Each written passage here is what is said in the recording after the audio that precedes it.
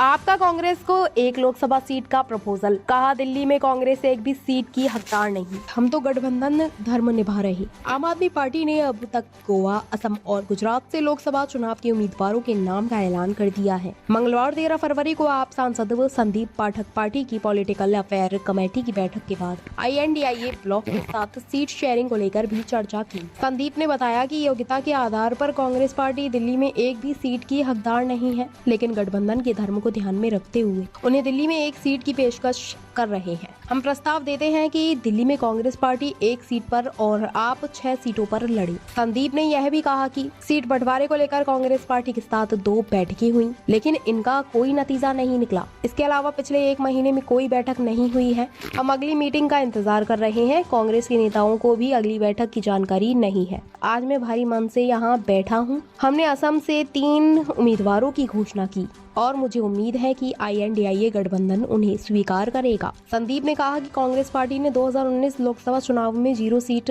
विधानसभा में 0 सीटें, MCT चुनावों में 250 में से सिर्फ 9 सीटें जीती हैं। इन आंकड़ों के अनुसार कांग्रेस एक भी सीट चुनाव लड़ने के लायक नहीं है। हम दिल्ली में 6 सीटों पर चुनाव लड़ना चाहते हैं। हम फिलहाल दिल्ली के लिए किसी भी उम्मीदवार की घोषणा नहीं कर रहे हैं, लेकिन अगर सीट बंटवारे पर बातचीत जल्दी नहीं होती है तो हम दिल्ली की 6 सीटों के लिए भी उम्मीदवारों की घोषणा कर देंगे।